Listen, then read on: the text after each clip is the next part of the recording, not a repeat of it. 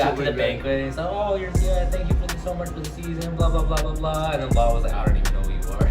I love running way too much to give it up, and I think Kavin is the exact same way. Hey guys, this is Elijah Vargas from the Goal Swole podcast. Can you guys introduce yourselves? Sure. I'm Kavin, Prashaad. I graduated from Bartlett High School in 2021. We ran together. We did cross country and track. And right now I go to University of Illinois, transferred from Illinois State, majoring in philosophy, but potentially double majoring in math as well. And I'm also in the Air National Guard. So, fun stuff, I guess. My name is Chase Konstanzer. I'm also a 2021 graduate. I went to North Central after I graduated, spent a year there running cross country and track and field. Right now I'm going to be joining the Air Force, hopefully in the next few months or so, depending on when this releases, but it'll probably be in a few months or so, and just looking forward to enlisting and going through that process. Hell yeah, so both of you guys are kind of in that military life, right? Yeah, I mean, sure. Yeah, we'll say that. You dabble, right? We dabble. Once, dabble. 2 days out of the month, I just dabble, and then the rest of the other 28 days, just turn it off. Hell yeah. I actually wanted to be in the Marines for a little bit during high school. I had a weird period where I was just like, that's what I want to do. Why the Marines? Because it was the hardest. That's what I thought sure. it was. Because, everybody talks about the Marines and you see Marines and it's like, holy shit. Unless Well, you're talking about like Navy SEALs. It's only hard depending on the job you pick.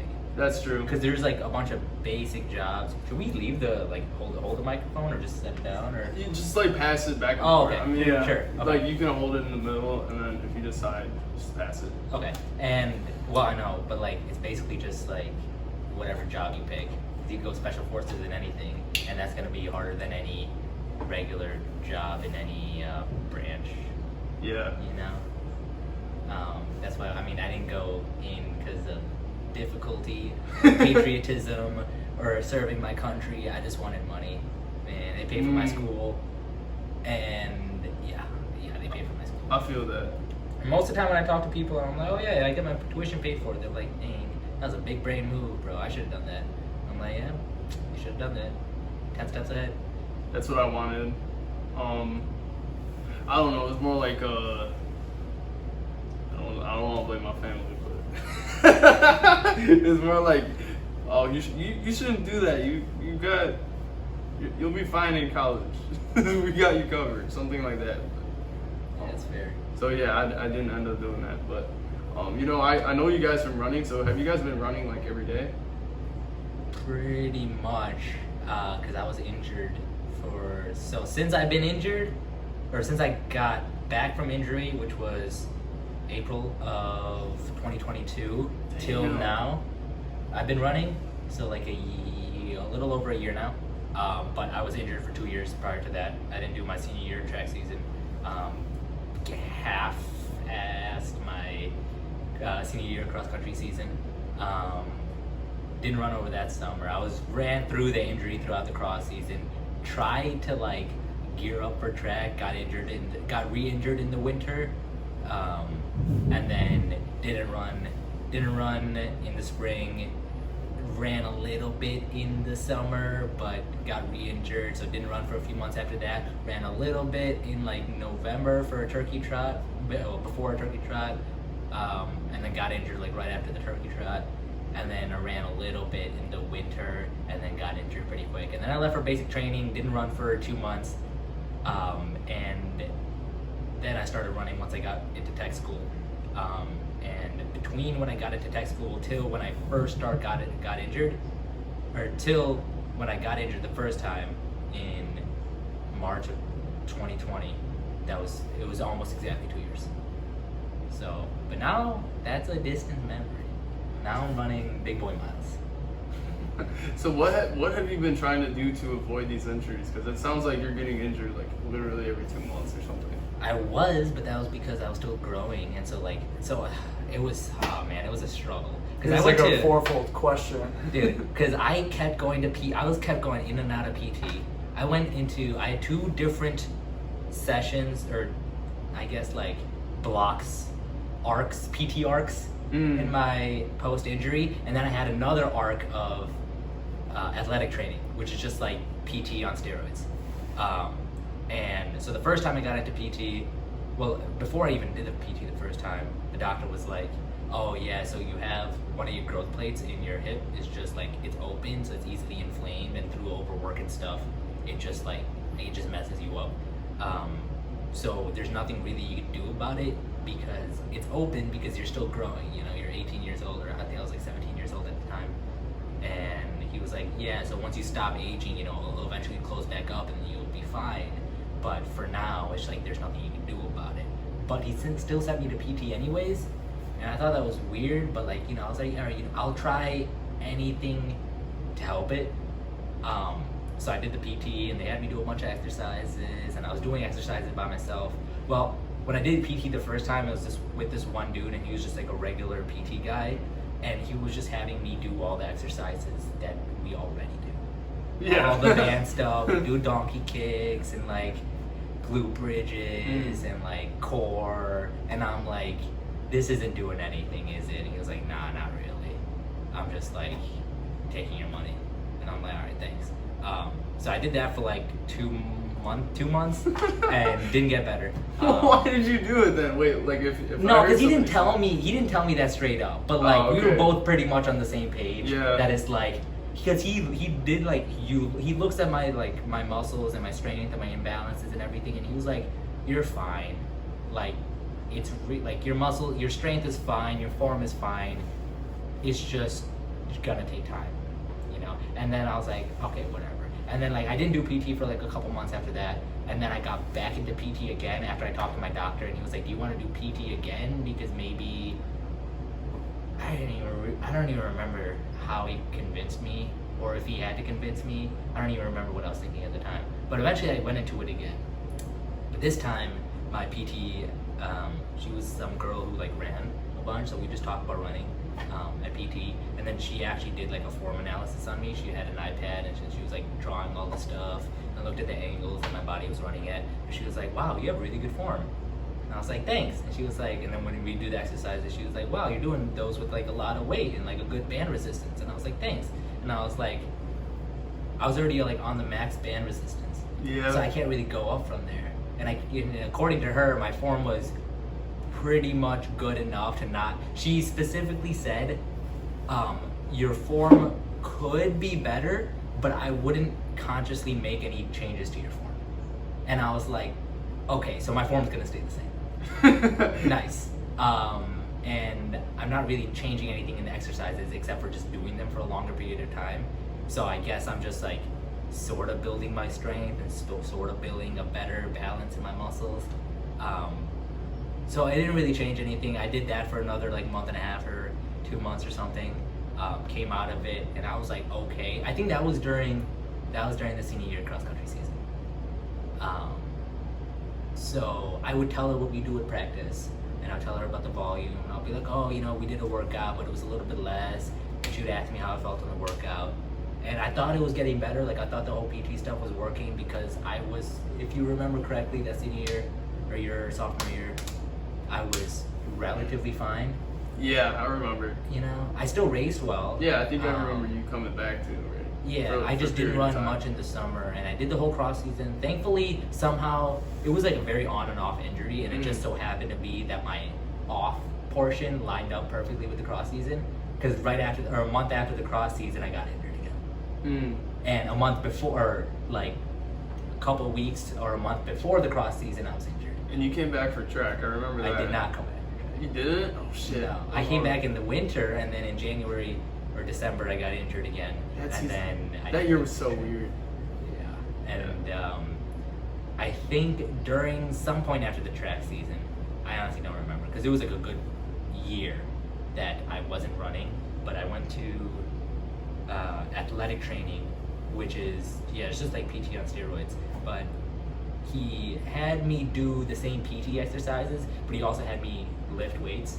So we do like trap bar deadlift, and we do like RDLs, and we mix them in with like box jumps and stuff. So it was like slightly fancier PT, but he also did a form analysis on me, and he was like, oh, maybe you could bring your knee up a little bit more, but I was also running at like an easy pace, so it didn't really make sense for me to, he didn't have me running at like 6-minute miles, so my form was just normal for the pace that it was at.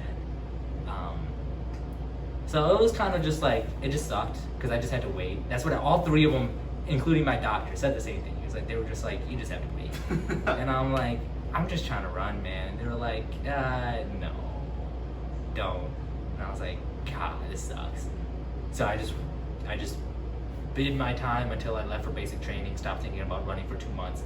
And then I was like, after I got out of basic training, I was like, you know what? I haven't tried running in like 5 months. Maybe I should try again. Maybe this time, this is like my 4th or 5th time trying to come back. Because all the other times I tried to come back, I had a race in there. That's how I remembered that I tried to come back.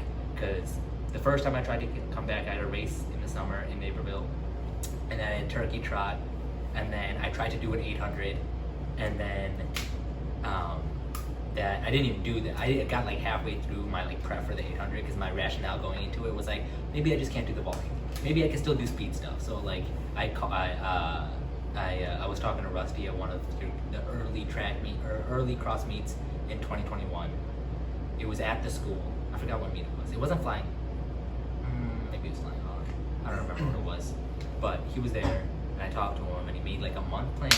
I was like, I'm going to basic training at some point in the next couple of months, so just make something quick. I'm not trying to do a long build up. So he made something quick, and I tried it, and I got like a few weeks in, and then I got hurt again, and I'm like, all right, screw this. I'm just not gonna run until forever, I guess, you know. And then eventually I got out of basic training, and I was like, all right, we'll give it one last go. And when I was at Texas, when I was in Mississippi, time's trying to come back. Yeah. Oh, dude. I don't even know. So the first time I tried to come, okay, so the first obviously break was obviously super short because you don't really know that you don't know it's gonna be a 2-year long injury within the first couple of weeks, you know. So I got injured like right when COVID started, essentially. It like lined up perfectly. And I remember thinking, I'm like, damn, this is such a good time to get injured because our track season just got canceled. So I'm like, I don't have anything better to do than I think I remember that, yeah. You know? So a few weeks later, I tried to come back. That worked for like a few weeks or a month, and then I stopped. And then I didn't run the rest of the summer, and then I came back for the cross season, and that was the second time coming back. That was the longest successful period of time in that block of time that I was injured for. And that lasted honestly like 3 months, and I'm surprised I made it through the entire 3 months without needing to not run, because I made it all the way up until like December. Before we ran from BCC one day, I made it like a mile and a half in, and I had the sharpest pain that like rose through my hip, and I was like, I can't even like walk. I just stood there for like a couple minutes, and I'm like, okay, I'm gonna walk back now, and I'm also not gonna run for like another month. I think I remember that too. Holy shit. I was so mad. And like the next like week, I contemplated whether or not I should even do track, because this was my 3rd time trying to come back. And I was like, you know what? Maybe all the other times I gave it like a month. Maybe this time if I give it like 4 months, it'll heal. So I just didn't do the track season. And it didn't heal. Damn. So, shit.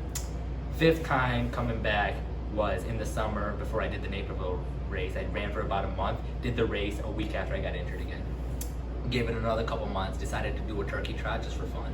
And I ran for about a month leading up to it. Did the turkey trot a week or so later, maybe it was even like a couple days after I got injured again. So that was number 6. I tried again for the 800, so that was number 7. So I was I was really on my last leg, dude. Damn. Last leg if I was a spider, because I have 8 legs. So I was on try number 8.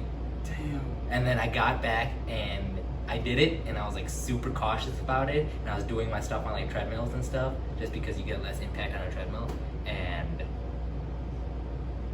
And then I was like, my idea for the summer before going into college, my college season, my first college season, was I'm not gonna touch workouts, dude. just gonna do easy miles, and I'm gonna keep increasing the mileage until I feel something hurt again. And I didn't feel anything after the first month, and I was like, okay, maybe I could go up. The first month was super low. It was like 20 miles a week, 30 miles a week. And then eventually I got up to 40, and I felt fine. And then in July, I was at like, or in June, I was at like 50, and I felt fine. In July, I was at like 60, 65, and I felt fine. And then August was like, and then going into the season, like the first couple of weeks of cross-country season, before I had really done any workouts, I kind of realized at that point that I was no longer injured. That's good. Because up until then, it was still always in the back of my head on every run. It was like, this is the day. Like, I'm doing like 10 miles a day. This is the day that I get injured. Like, even in like later in July, I was like 4 months into being healthy. I was like, nah, I'm still injured. I'm not touching a workout, bro. And then coming into the cross season, I was like, okay, maybe I can start doing some workouts. Maybe I could keep my mileage up. I had a single 80-mile week in there with like 2 workouts and like something crazy. Like, I had like 3 really hard efforts, and after that week, I'm like, oh dude, I'm like back for sure. And ever since then, I've been riding that high. That's crazy, dude. Yeah. Holy shit. So I mean, It's I feel crazy like that like you got injured like end of high school, and then not even. and I then got it's injured like a little bit like I got injured my junior year. yeah, you track got season. injured the end of junior year, like Yeah. right when it got canceled, and then it's been like on and off, and like literally what'd you say, like 8 times that you tried to Yeah. come back? Holy I didn't even fuck, know. bro. I didn't even know that was the number until I just counted it out. That's crazy. Because it's just like, it was just too many to count. I yeah, honestly just forgot what I don't it was. think like I remember being like, bro, where the fuck is Kavin? Like, I was thinking the like same my thing, bro. my life until now has always been like, where's Kavin been, bro? Like, what the fuck? What That was the like, this is- 2021 track You just, season. dude, you just gave like the whole. Oh, there's Kavin. Like, Yeah, you yeah, gave yeah. the whole story of Kavin right there that I never fucking had. I want to go all the way back for Chase. So are you running like currently?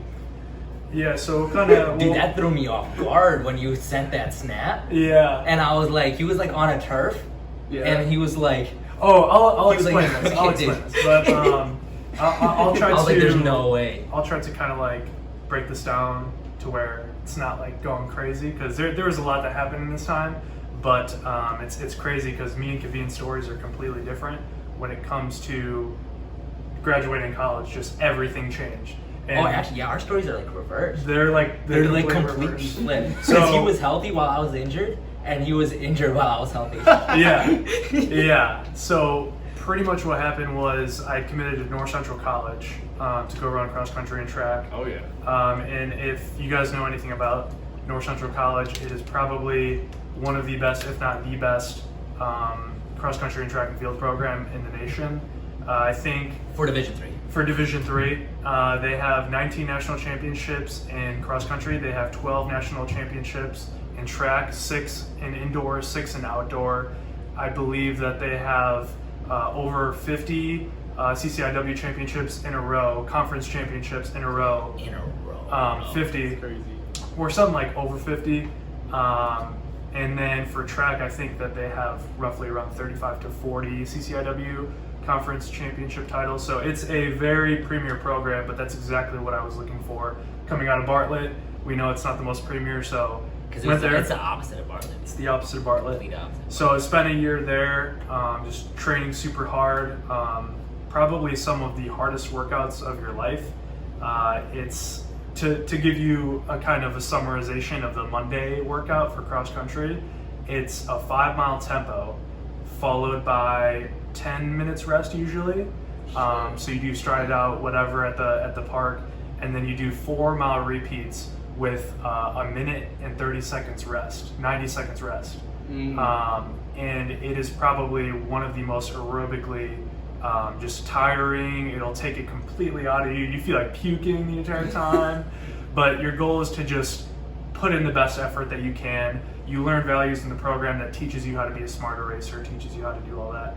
So did a year of that, got injured then with the stress fracture, didn't know I had beginning Achilles tendinopathy. If we break down an Achilles tendinopathy, it's tendon, pathology meaning that there's a defect of the Achilles. So ended up finding out that I got that probably last year around fall. I had ran the Aurora Spartan Classic at the Northwestern course, but it's an 8K, so for college it's like 5 miles. So I raced that. It was the most brutal race. Ended up going to physical therapy, going through that in the fall. That ended up not really working out, just had to rest it.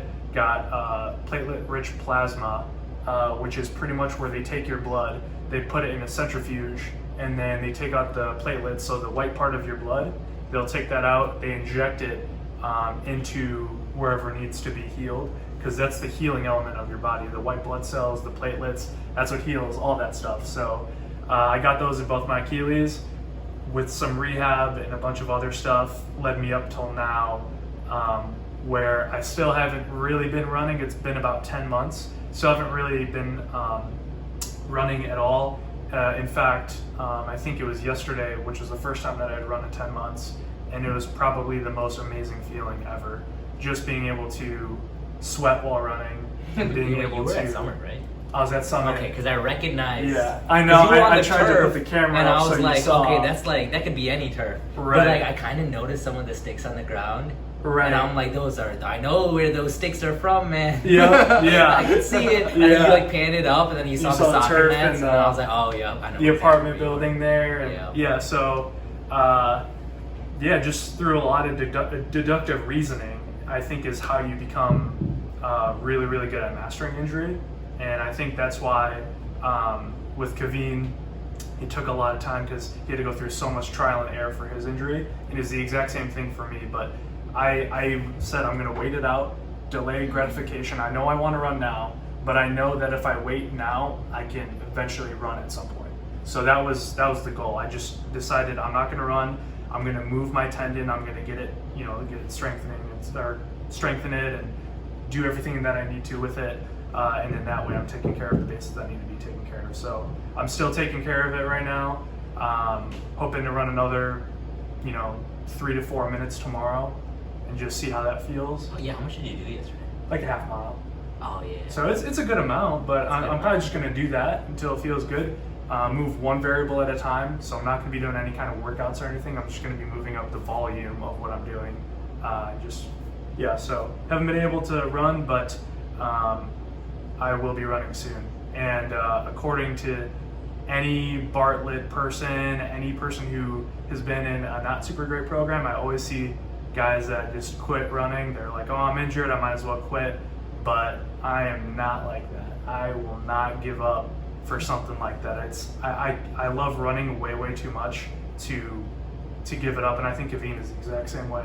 It's like super demotivating. It is. Because it's like, I think any other person in that like situation, or most people in that situation, it's like not a big enough deal for them to continue. Right. But then like you think about it every day. You just like you think about it every day, and then you're like,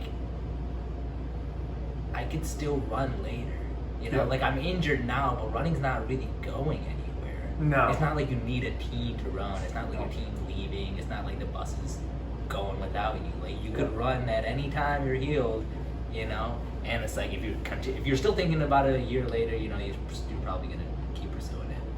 Yeah, and I think that's the main thing is through the entire process. The main thing that probably went through your head, definitely went through my head, was how much do you really love running? And that is the question that you ask yourself every time, because you're like, oh, I could go do boxing or whatever, because you don't use as much of your Achilles or whatever the case is. There's not as much impact on your hips and the way running does it. There's impact on your face and your body and your ribs and all that stuff, but it's a little bit different. And so you have to ask yourself, is this something that I really want to do? The other question you have to ask yourself is, if I become healed at one point, like, do I want to still continue this? Because you will probably want to. If you were healed at some point, you would probably want to. So don't stop. Just keep going, be patient, really be patient, because this teaches you how to really be patient. The first month you think, oh, it'll be another month or whatever, but be patient. So yeah, right now just trying to go through that, and Hell yeah. I think it's been going good. But yeah. So yeah, so to answer your question, I am running every day.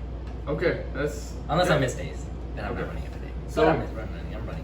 I want to briefly go through your background, just quickly. So I want to ask, so what kinds of things were you guys interested in when you were younger, and at what point did you decide to take up running?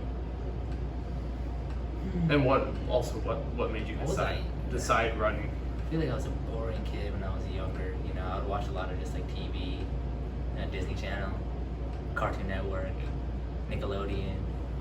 That was life, dude. And then I play video games with my brother. Dragon Ball. I don't know if have you ever played Dragon Ball?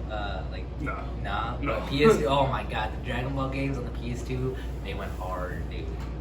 I probably have the most, even like till this day, I probably have the most amount of playtime. Actually, no, I think I have the most amount of playtime on Minecraft. But that's probably like a close second. Honestly, that's probably like a close second. I don't play that many games anymore. I used to play more games then because there was like nothing to do. You know, I wasn't like crazy active because I lived in Princeton, Illinois, and it's like a fairly small town. There's not much going on, and we didn't know. Like, I didn't really know anybody. Like, I didn't hang out outside of school with any of my classmates. Neither did. I don't think my sister did much, and my brother didn't do much either. I mean, they had friends. I had friends in school too. It was cool, but honestly, because we moved out of there after when I was like 10 years old. But a lot of before when I was 10, it's like half a blur. Because it was just kind of like pretty mellow, you know. We go to the park, play some basketball. I played a lot of basketball for up until my freshman year. Like the summer going into freshman year, I played a lot of basketball. Like I was at the park like every day. I would be there for like 2-3 hours. Until the sun would go down. Because once the sun goes down, you can't even see. So there's no point of still playing after the sun goes down. But yeah, so I was just playing basketball for like a long time, and I didn't know why I didn't even try out for Eastview. I think I was like, nah, I suck. I don't even want to try out. Plus I was short compared to like everybody else. I think it's not gonna work out in my favor. But I just did it for fun. Besides that, I wasn't really not doing much. I just wasted a lot of time, honestly. After like 12, 13, I was playing a good amount of Minecraft. And that was about it, dude. That was life. I just watch YouTube. I feel like, especially during your childhood, I was talking about this with Kushib last episode. Dude, I feel like most of your childhood is just waiting to be an adult. It's just like a wait. Yeah. It's like It's the such a most, waiting period. the funnest like waiting room ever, because Well, it's also so boring, dude. yeah, I'm like, I because have you're nothing always to searching for do, shit to bro. do. Yeah. But like at the same time, Like, you how could, long can you watch be active. SpongeBob? You could be active and learn how to like work out and do sports and I thought like, being be in active was shape. for like nerds, bro. I was like, nah, I'm not about that. I did not like running. Running was like torture. We'd do What? the gym, or we'd do like Yeah. the gym mile in grade school and then in middle school, and I'm like, this sucks. And then I found out that there was a cross country club, and I was like, yeah, I'm not doing that. So you didn't join until what grade in high school? Freshman year, but I didn't do cross country. I just did track. For what purpose? Well, going into, I guess, you know, honestly, I think the basketball kind of saved me because I was playing a lot of basketball, and then going into high school, I'm also like really thin. So going into high school, our first gym mile, I just ran well. I ran like a 6:22 or something. And then I finished like second in my class of like 40 people or something. I don't know how many people are in gym class. I don't It's know. usually like that. Yeah, it's like 40 people, right? Yeah, so I finished like second. The first guy got like 6 flat because he was like a good 100 meters in front of me. But he played soccer. And I didn't really do much. I was always good at the pace. Oh, that's the thing. I was always really, really good at the pace. Dude, I used to love that. I was a god at the pacer. I was always like the last person to leave during like 8th grade. So I guess I got like fairly fit from just playing basketball a lot. But then after I ran a 6:22, my sister was like, "Oh, that's pretty good. You should like join track," because that was the first gym mile. But I didn't. She said join track, and I didn't even think about like cross country.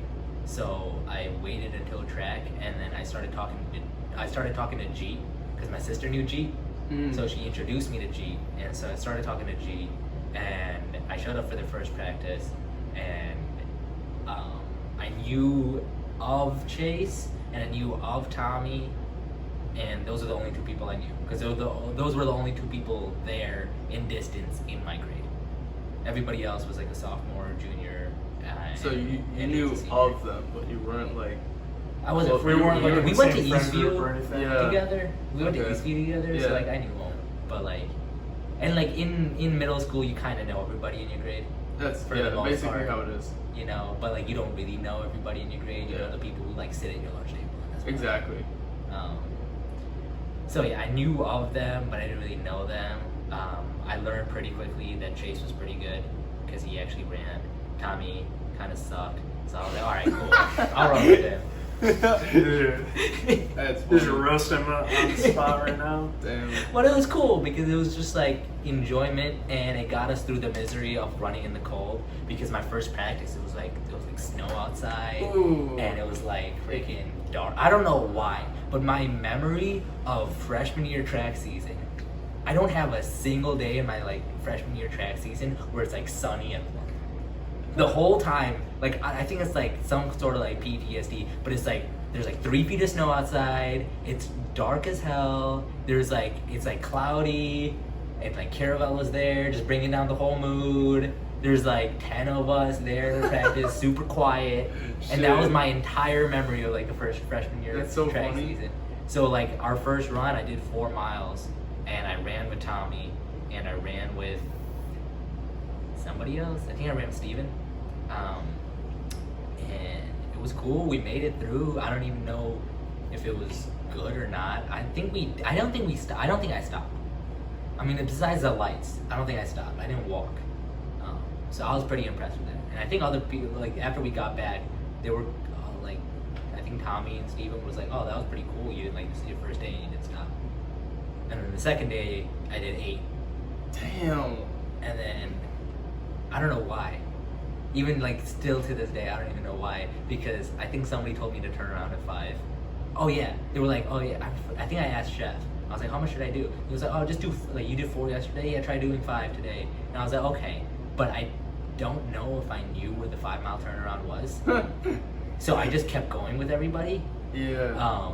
And the varsity guys, they were ahead. So I was still running with Steven and Tommy, and I don't know if there was anybody else, but it was just me, Steven, and Tommy, and we just kept going because they were doing 8 apparently. So I just kept going with them, and eventually we got to CVS, and then we caught up with Michael because he got interrupted by the light. He was with varsity, and then he got stopped by the light. So it was us 4, and then we were like on our way to Eastview. We like passed the train station and everything, and it was like that super thin sidewalk. Once you're in downtown Bartlett, and then we passed everybody coming back, and then they were like, shouldn't you have turned around like way earlier? And I was like, bro, I don't know what I'm doing. I'm not trying to be alone out here. Yeah. It's like 20 degrees outside. Yeah. Let me have some company. I think so. Especially with that, well, you ran a lot, but that like you ran like a long distance, so that's probably why you remember it. But I know like, especially with like the memories that are, I'm gonna say difficult. Like you know how you were explaining how it was like rainy or like Yeah. it was very snowy. It was 3 feet of snow. Yeah. The sky was cloudy. I think those are definitely like the things that you remember because Oh yeah, they stay. the ones that are like sunny and it's just all like sunshine and rainbows, you're not gonna remember because it's boring. That's Nothing eventful happened. That's why we always have the joke of whenever we go into Pilu, like the cloud coverage just comes over and then it just starts snowing. Dude, I feel and like then the temperature drops like 10 degrees. Yeah. And then you're like wearing hat and gloves now, and you're like, what the hell? I feel like P Loop is a route that we did in cross country by Bartlett, and every single time we went, it was cold as fuck. I think I would have to say, because it was always at the beginning of the season, right? Yeah, because we do You it. say that, it was but yeah, It was our track when the track was icy. Exactly. So if the track was icy, then obviously it's going to be cold and windy and snowy and everything because the track is icy. So we're going to go to Pilu where there's a road and there's like a little bit less ice, but it's still icy. Yeah, I even remember it because we would go there with medicine balls for wrestling in the winter. What? Yeah, so G would tell us, because we had to get some cardio in like maybe a day before the meet, and he'd be like, grab a medicine ball, we're going outside. I'm like, bro, where the fuck are we going? Are we going on the track? No, we're going down Petersdorf, down Pilu. Fuck, man. Wait, he called it Pilu No, too? I don't know what he called it. He just but knew of it. Yeah, he knew of it, He okay. just knew, like, we knew what he was talking about. Like, Yeah. he's just, we'll just go down Petersdorf and go around the loop. I'm like, Yeah. God damn it, bro. Dude, that's far. Yeah. That is That's a lot. far. With the medicine And ball, we had- that's a lot. Yeah, because we It take must have a, taken a while. and we had 220s with us that were slow, and we had 285s with us that were slow. So we were waiting on everybody, bro.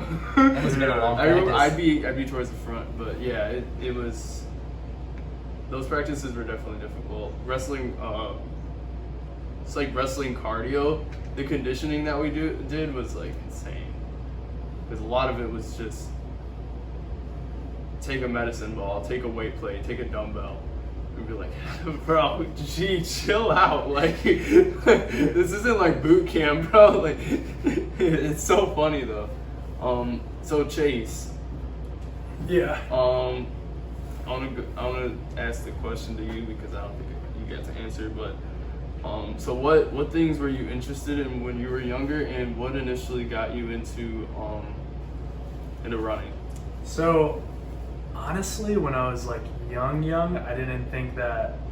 I mean, I was interested in like Spider-Man and all those typical kind of things. Oh, yeah. Yep. But when it came to sports, it was just like, I'll just do what my brothers do, and it was football.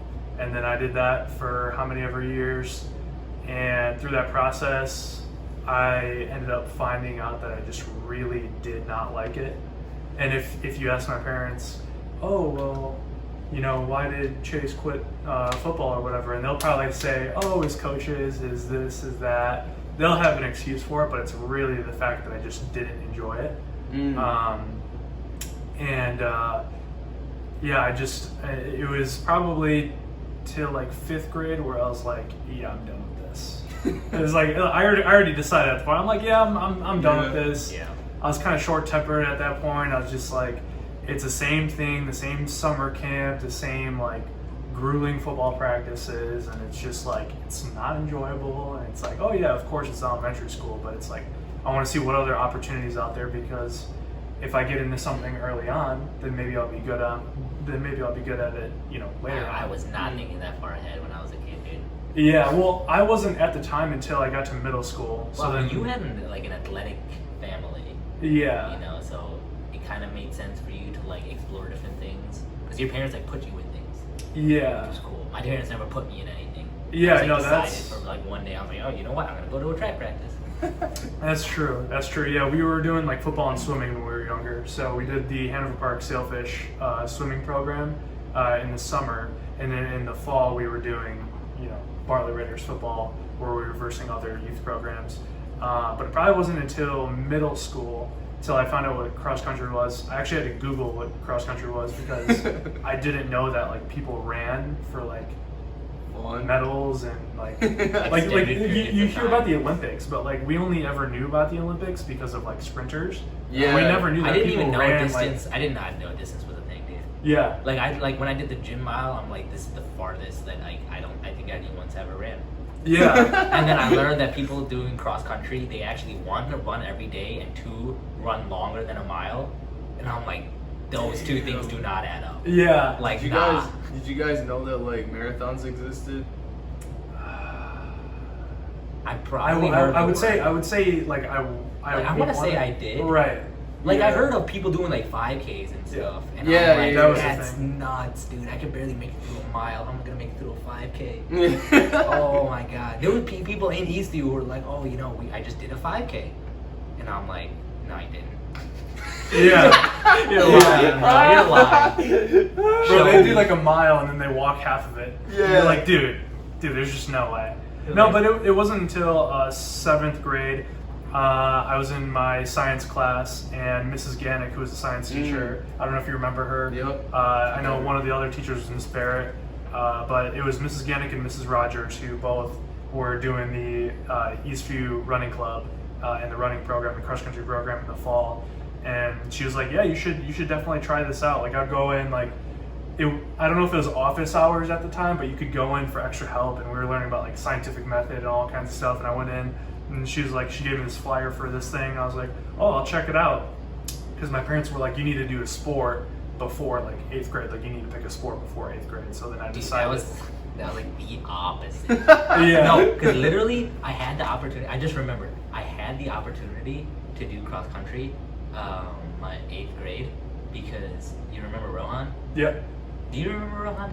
Rohan Shaw. Rohan Shah? Nah, dude. So he was in our grade, but he Yeah. stopped running after his sophomore year. Somewhere around there. Oh, you know what? Yeah, I wasn't there. We weren't even there. But in 8th grade, like we were like sitting. You know how we sit in the gym waiting for the buses? Yep.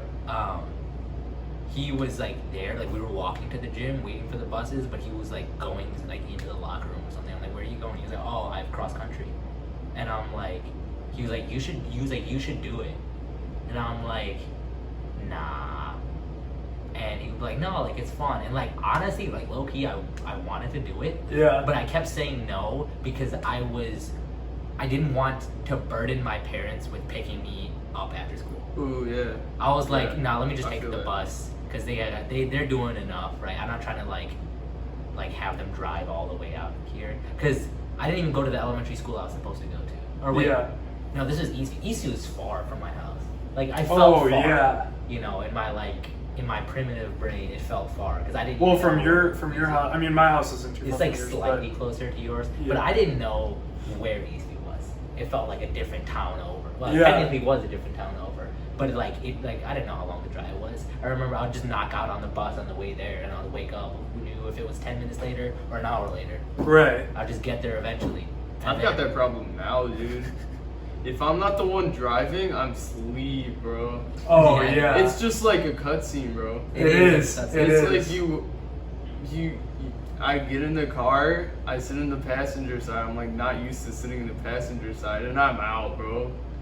And it's like And a, I it's just- like a I- natural thing yeah. too. that Like you like actually naturally literally wake happened up. yesterday. It happens to me all the. It's so annoying, dude. I was part of my job. I was doing HVAC, right? So I was driving around to all the different schools in the school district, and it would be like a 2-minute drive. I get in the car and it's hot as fuck in there. It's like 80 degrees or 90 degrees, and I would get in. He'd be putting stuff away in the back of like the truck, and I'd already be asleep. And then he'd get in, he'd drive to the next school, and I wake up and I'm like, dude, it's the weirdest thing ever, bro. That happened to me yesterday because it was me and my dad, and we were driving back from Wooddale. Yeah. Where he was driving because I dropped my car off in Wooddale because I got new speakers. Oh, and there you stuff. go. I will show Oh, you. yeah. Actually, Yeah. I'll show both of you guys later. Yeah. But we dropped my car off. He was driving me back, and I was not paying attention like at all. And we were on. I thought we were on like North Avenue the whole time, because we were just going like east-west. I thought we were on North Avenue the whole time. Apparently, we were on Army Trail. And I'm like, dude, there's like no way. How did I even end up here? I'm just happy I don't fall asleep like at the wheel. I was It's just weird- like on my phone or Weird doing that some like I stuff. have like that. My brain has like that differentiation where I can tell that I'm driving. My brain, Don't fall asleep now. Fall asleep when you're in the passenger seat. Yeah. It's so weird. My brain has that feeling when I'm in uniform. which is I don't understand how that makes sense at all, because I remember the entirety of basic training and tech school, and even like when I'm there now, as soon as I'm in uniform and it's like in the workday, I'm like I have like narcolepsy. You're alert. Dude. No, I'm complete opposite. I have like oh shit. There was one time where I was talking shit. to one of like I was literally in I was standing. Yeah. I was in a conversation with one of the other people in my unit, and I fell asleep while we were having a conversation. Like I was saying something, and then she started saying something, and in like 5 seconds after she started saying something, I just fell asleep while I was standing. And then she was like, "Yo, are you okay? You need to sit down." And I'm like, "No, like that's fine. It happens." And she was like, "Nah, dude, that does not happen, like that. bro. That does not happen." Maybe the uniform's too comfy. I honestly think that's what it is. Damn. I don't know, but that doesn't happen. I was worried when I was at basic training that was gonna happen to me when I get to university, because it always happened to me when we were in class. Yeah. And I'm like, dude, if this is happening to me when I'm in class in the military, dude, what's gonna happen when I go to university? And I'm just like sitting there in an AC room, like a freaking like 2-hour lecture. It's like, this is gonna suck. But apparently I'm fine when I'm in university, and I'm fine when I work now, and I'm fine throughout my day. It's just when I'm in uniform. It's too comfy for you, bro. It's too comfy. I think that's what it is. But yeah, anyways, yeah, I just interrupted you. Go ahead. No, you're good. You're good. I'll let you go on your tangents. But yeah. So found out about running 7th grade, and then did it that year, and then people were always telling me, "Oh yeah, there's a summer camp at Bartlett. Middle schoolers can come. This, and that." And I was just like, I don't know. I'm not like that into it. You know, I'm just like I like to do it, but I don't like to do it that much. And then it was probably it was entering freshman year, and I was like, well, it's part of the summer camp, so I'll do it. And then I actually really ended up enjoying it, because it's just like it's kind of like this like limitless thing when you're younger, because you haven't run a 3-mile yet, so you don't really know where you're at. You're just like, okay, well, I'll just go out there and see what happens. And I remember the first practice of summer camp, going into freshman year, I just would run with the guys and everything was fine. I was pretty gassed by the end. But then Tuesday, which was a day that we were at Wayne, those guys were like hauling. That was like our long run day, for those of you guys who don't know. But those guys, they would like do like a progressive. So out, they might be going a little easy, and then on the way back, they're coming in hot. And I just remember trying to stick up with like Alan and Lawrence. Yeah, these are guys way before, you know. Year time. Yeah. So I was trying to stick up with these dudes, and I'm just like huffing and puffing. And I remember Alan, like, he looks back behind his shoulder and he's like, "What the hell is this kid doing?" Like literally word for word, just says that. And I'm just like the Dwight meme with Angela. He's like, oh yeah. No, it was literally that. That's funny. It was literally that. And so I remember I ran 5 miles that day, and then came back, and then Rusty was like, "You weren't supposed to run 5 miles." And then I was like, "Oops. Oh, well, should I like run like less or what?" He's like, no, that's good. That's really, really good. Like usually our freshmen don't like run that. I didn't know where to stop, but I happened to stop where, you know, when you're on the Wayne path, and you're getting out of like that final section to go up like that weird like windy bridge. Yeah, so that's exactly. where the 5 miles Yeah. at. That's where the 5 mile is at, or 2.5 turnaround. 2.8 at the start of the bridge is 2.84. Yeah, so like before that, I think coming out it's like 2.65 or something. So I just turned around there, and so then Rusty was like, "Well, you weren't supposed to run that, but you ran it pretty well. So I guess we'll just like have you, doing your 5 miles on Tuesdays or whatever." And so I just would do that. That's cool. And so just trying to stick up with people, and then eventually that was kind of its own beast. But that's just a general background. So. Hell yeah. Dude, that must have been so like cool to have Rusty as your first coach. Oh, it was like incredible. Because for me, I didn't have Rusty, so I thought like Carabola was normal. Yeah. And then everybody would just complain about her, and I'm like, I mean, I don't really have anything to compare her to. It's not like I did it in middle school. It's not like I did the cross season. I don't know anything except Carabola. What do you mean I'm not supposed to run the 800 every meet? Yeah. Well, I'll just add, that's funny. I'll just add like a quick thing on this, Yep. but your perception when you're younger is like completely different. And so when you get to like high school where it's a little bit more serious, you're like, oh, okay, this is what a runner actually looks like. Like Rusty was like the definition of what an actual runner looked like, and that was my first impression of a runner. And Rusty was like way ahead of his time as far as like wearing Garmin's, different kinds of shoes, because he worked at Dick Pond, so he knew all the technologies, he knew all that stuff. He was like a running god. Yeah, so if you were just getting in and running, he literally told me, he's like, just get rid of those shoes that you're wearing right now, because I wore some like weird Reebok shoes, and he's like, no, you need to get real running shoes. He was like a mythical creature, I remember, for the longest time. Yeah. Because I never saw him. He showed up one day during the freshman year track season, and like, I got to look at him. Yeah. I didn't talk to him because I didn't know who he was, and everybody else was like crowding him. Right. They were like, Rusty, we miss you. And I was like, yeah, me too, dude. Yeah. Whoever you are. But No, then the whole year, everybody was like, bro, you're going to love it during the cross season when Rusty's coaching us, blah, blah, blah. And I was just like, who the hell is Rusty, dude? Like, who is this? Who is this, like, running guy? I was like, why is his name Rusty? Who is this guy? Why do you guys like him so much? Apparently he knows like everything about running. Apparently he's just like this super cool dude. And apparently Caravello sucks. That's all I knew. I didn't know anything for sure. It was just like guessing. Yeah, it's just perceptions of Just things. perception. That's how the end of my freshman year was. Because I had Law and Sir Luco my freshman year. And then after that, I had wrestling, and then I came back for track, and everybody's like, Rusty's back! Dude, Yeah. Rusty's back! He's back! And then like, we're running through like that whole indoor season, right?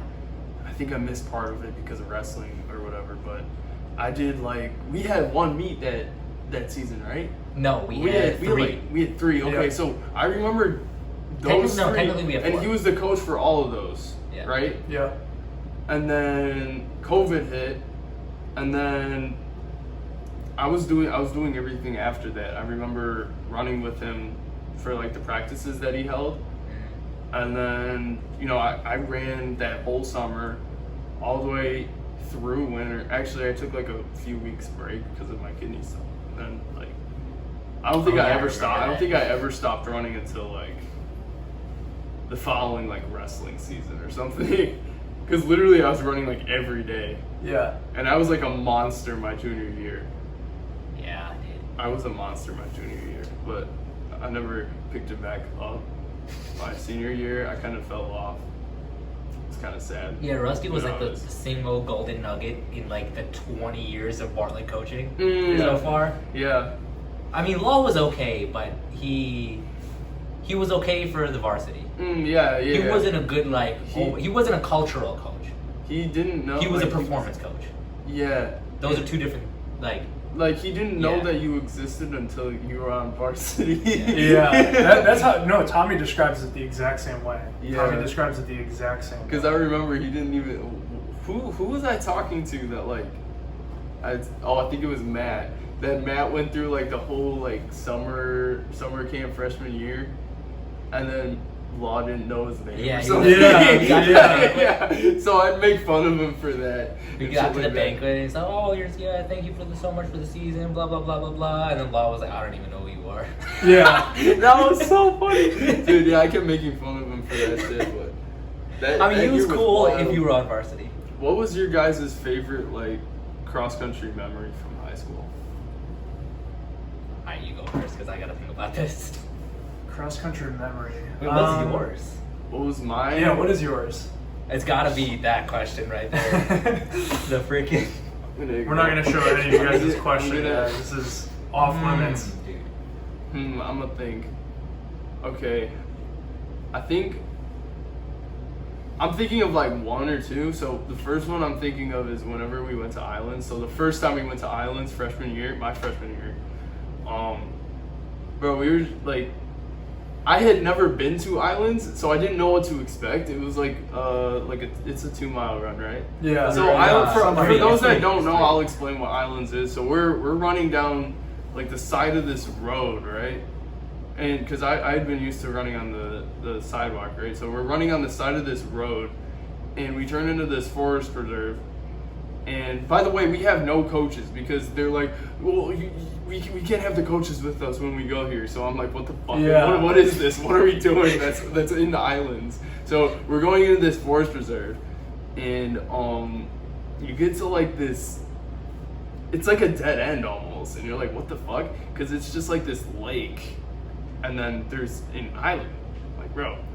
But it's not an island. It's like a peninsula, right? Well, so it depends on the time of the. I guess it depends on the year It floods, that you go right? to. Yeah. It floods some years. Okay, so and it yeah, doesn't flood other sometimes years. sometimes it's a island, but really it's And like there's a couple of them. Yeah. There's like 3 or 4. Yeah. So some of the older guys, they lead the rest of the team onto this peninsula, this island, right?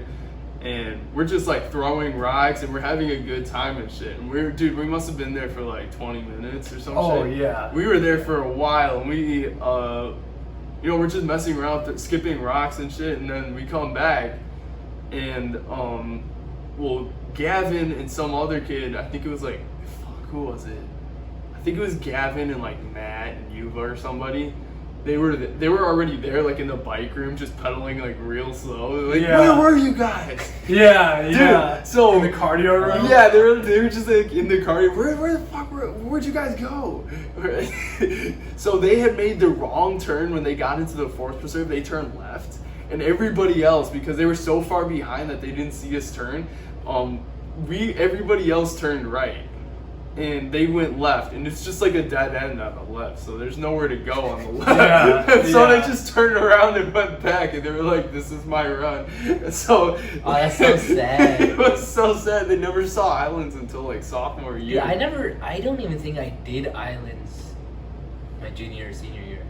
Yeah. Because you guys always did islands when we would have sectionals. Yeah. Or It- whatever your last practice, whatever your guys' last practice of the year wasn't the varsity's last practice of the year. Yeah. So you guys got to go to islands and whatever, and then we'd be with Law, and you'd be like, all right, you guys got like a 7-mile So progressive. your senior Like, year, I did go to sectionals. Or wait, no, I went to regionals with you guys.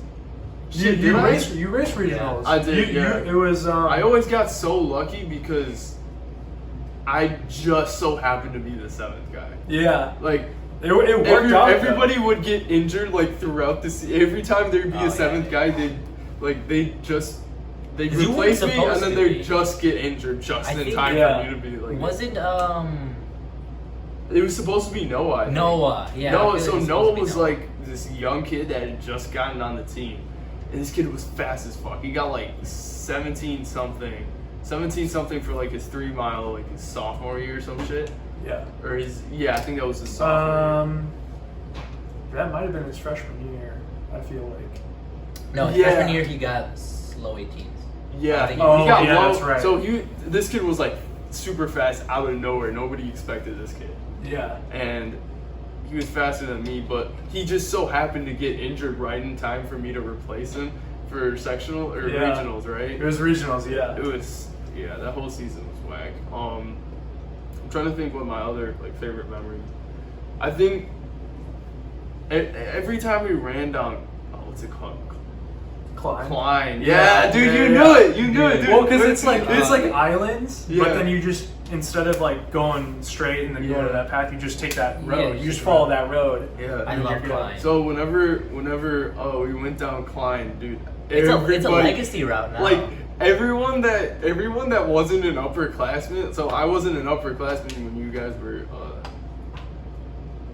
you guys were around, right? Yeah. So we just despised it, but you guys kept ranting and raving how awesome it was. Oh, and I think yeah. Braden too, or somebody else, was Yeah. just like talking about how awesome the route was, and they always made us do it.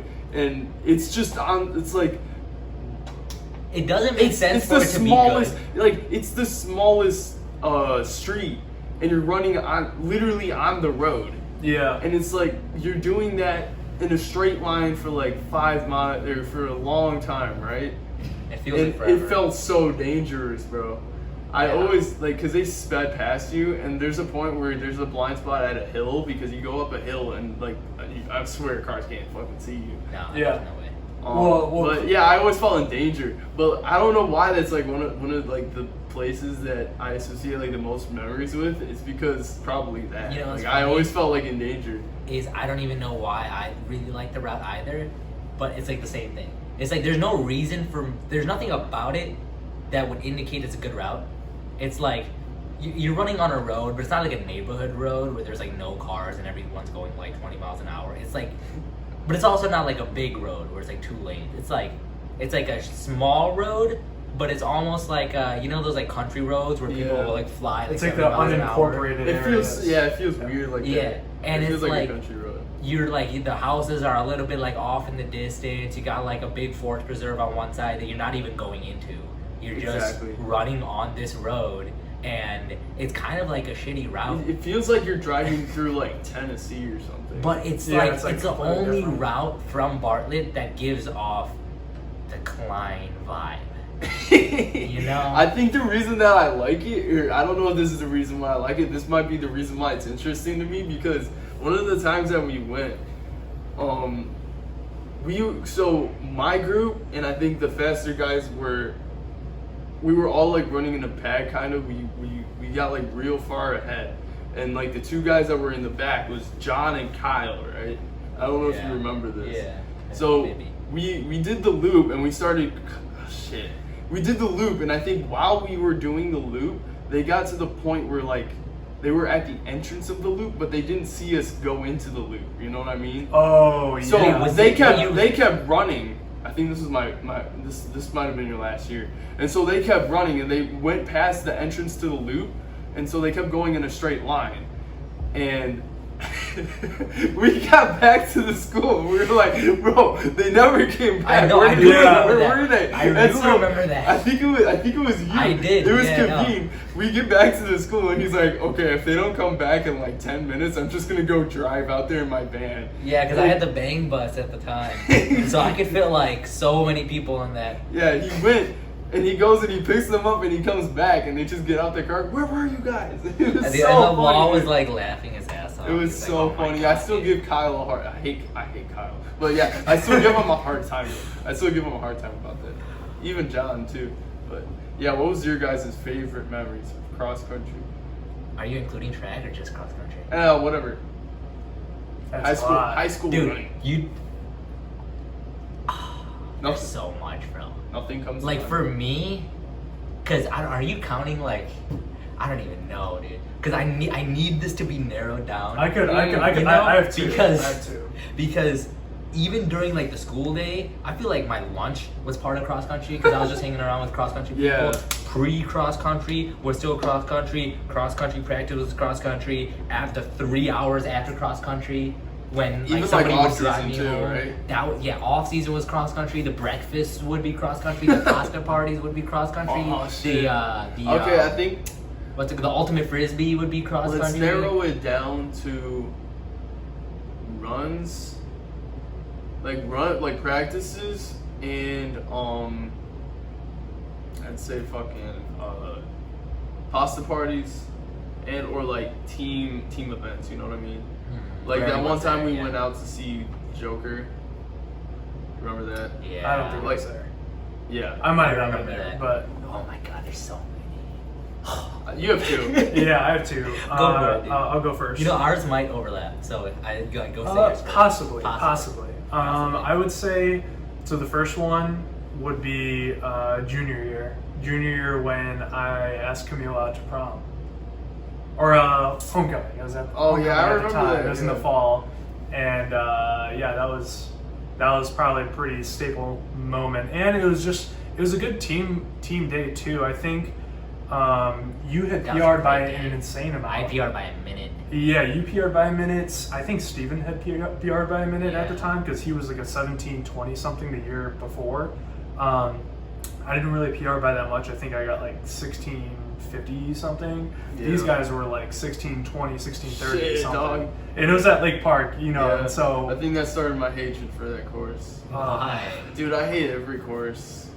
Yeah. I remember like every year I'd get to a course and be like, fuck, I hate this place. yeah. And then Sir Luca would be like, you said that about the last place. I'm like, no, this one sucks. Yeah. You're like, and then I'd say that for every. There's only one course, no, 2 courses that I just really don't like, and that's Flying Hawk. Flying Hawk's fine. The one It'd at be better at Sunrise. Sunrise. It'd be way better at Sunrise. Yeah. But Flying Hawk, it's okay. But I don't like Harlem just because it killed. I've never felt so like disastrously bad during a race. Yeah. Except when after the first like mile at Harlem, because from 1 mile to 2 mile, it felt like it took like half an hour. And I was like, because you know how they have the mats at the mile markers? Yeah. I was so convinced that they forgot to put the mats at the second mile. I'm like, I'm about to finish this race at any moment now. And then 5 minutes later, I was like, I'm about to finish this race at any moment now. And then 5 minutes later, I'm like, here's the finish.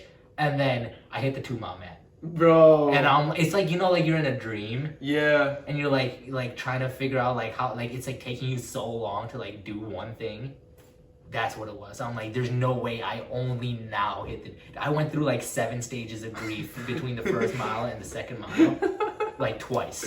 I went through 14 stages of grief. Shit. It was rough. So there was that course I don't like. And then the Northwestern course. I don't like the Northwestern course, bro. Other people like it. Other people like it. Steven loves it. I mean, it's his home course, so he runs on it. But I just, no, dude, those hills. I hate that course. I mean, it's good, like hills there. It's like, oh, you know, you gotta be tough and stuff. And I'm like, nah, screw that. I want an easy course. Yeah. I run fast. I don't think I ever did well there. Yeah, no. Junior year, my last race, I fucked up there real bad. At Harlem? Or not at Harlem. Northwestern. Yeah. So what was your other story? It was probably going backwards a little bit. Sophomore year, conference was what it was. Conference. That was such. Oh, dude. That was actually so. That was sick. This day, for those of you who don't know, we had me and Kavin were actually technically in the varsity team at the time as sophomores. Yeah. But Rusty, for the conference meet, had put us down to Prashaad because we wanted to see if we could get the Prashaad title.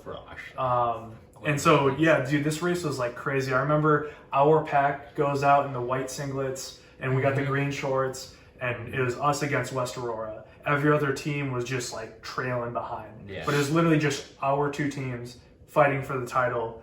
I think that day we ended up getting second, but overall, like, I think you had PR'd or something like that. Close to I was close to. I didn't PR.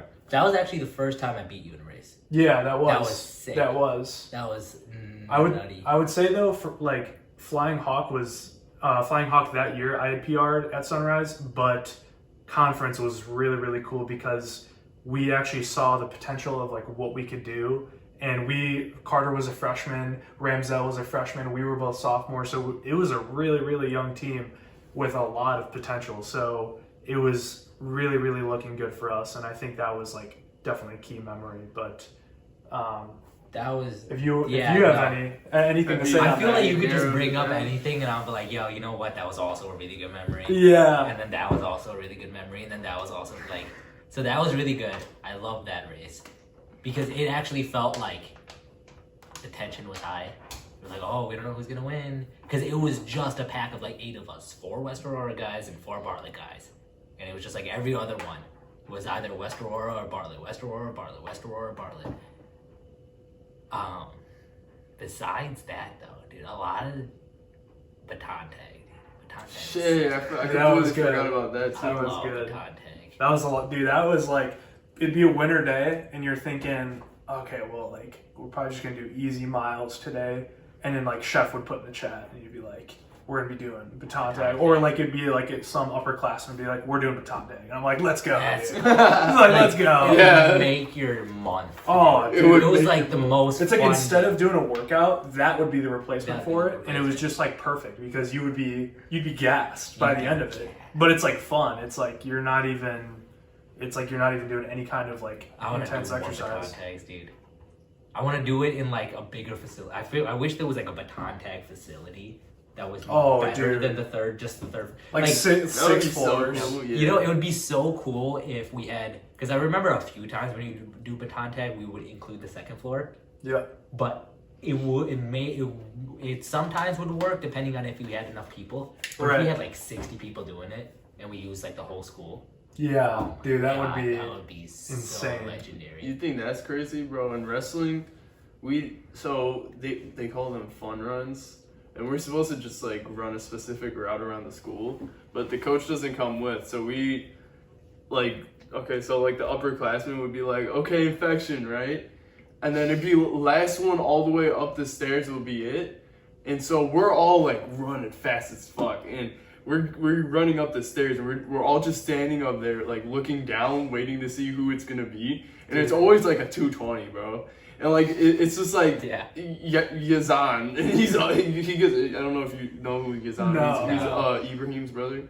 Oh, okay. Yeah, so it's always like him or somebody else, and he's getting up there and he's running, and so dude, he'd count to like 20 or like 30 or something, and we all just like scatter, and we're playing infection, right? So he eventually gets like one person, and it's probably like a 285 or 220 or like another kid that's like around his weight that's like also slow, right? And then it starts getting like, it gets to be like everyone, and I'm just like because it's the whole school, dude, minus like the athletic hallway. Oh my god, dude. So that's like so much. It's so much fun because we have like the cardio, we can sprint, and we're flying up and down stairs, and we're we're like hiding behind doors, and we see somebody and we're like, are you it? Did they get you? And then they're like creeping up real slow, and you're like shit, and you start sprinting and they start sprinting, and then they like, you just gotta juke them out and shit, dude. I find like the best hiding. I had to find like the best hiding places in all the school. What is it? Like, what's the best hiding spot in the school? So I'd go down like, you know, like the band hallway, and you know how like there's like that mini hallway that kind of goes to the side. I'd go in there. In the photography area? Yeah, that area. I just hide. Oh, that's so clutch. I just hide in there because like everybody's running third floor, second floor, first floor, in the main area. Yeah, nobody goes through like that wing, you know what I mean? Crevices like of the school. Yeah, because I just hide there, and sometimes like the photography room would be open. I just walk in and I just like sit down. Dude. It's the best when you have like 2 or 3 people with you. Yeah. Because then you guys are all just like freaking out together. Yeah. You're like, there's no way. Yeah. So you're like plotting. I tried to show it to like Yuva and somebody else, but like, I don't know if we were too loud or somebody was peeking, and like we got caught and they started sprinting at us, and we, like whoever it was, I remember they were wearing like Crocs, and they started sprinting at us, and we just like trying to juke them out. I think they got like 1 or 2 of us, and I made it out, and I was sprinting towards like the athletic hallway staircase, and somebody was just standing on the other side of the door, so when I pushed it open, they just came out and tagged me. I was like, oh, dude, I hate that. God. Dude, my favorite part is like if you're in like the academy section. Yeah. You know how it's like this like there's 2 doors here. Yeah. It's kind of like this L-shaped like hallway. You know what I mean? Yep. So like, dude, someone would be like coming after you, and then you go through one of the doors and you like hold the door so that way they're not like wanting to come in, and then you just like sprint up the stairs or something, or like you'd hold like the big like academy doors and you just like hold them closed. Dude, yeah, no, the craziest shit is when there's one person left and all of us are like infected, and we're like, okay, Chase is on the first floor Chase is on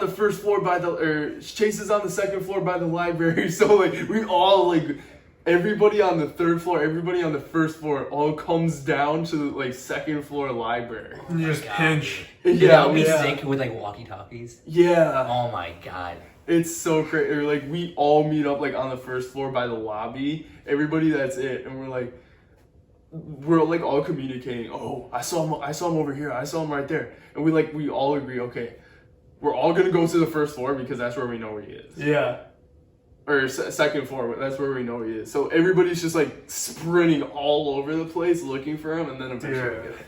That's so sick. I actually love like the infection part of it, because like we just had like baton tag, but it was like the infection part of it is so interesting because then more people are it and less people are not it. And I swear sometimes it overlap. Like you guys will be playing that while we're playing that, and it gets so chaotic. But it'd be so much fun. Did we play do it with infection? Like a few times. I feel like we maybe. Dude, with cross, it might have been like a time where we play like multiple rounds and we're just like switch up the Yeah, rules. let's do infection. Yeah. Because I feel like I remember doing infection. No, actually, I think I remember doing infection that one time. I think it was like sophomore year. I brought like Ali Hader, Nathan Nocerino, like all those dudes. Oh, yeah. Because I was like, dude, we need to get more people for track. And then I would like literally go out and be like, dude, we're in this game that called was baton such track. a wild time going into like junior year track. Yeah. And we were just like completely focused on getting the entire school to do track.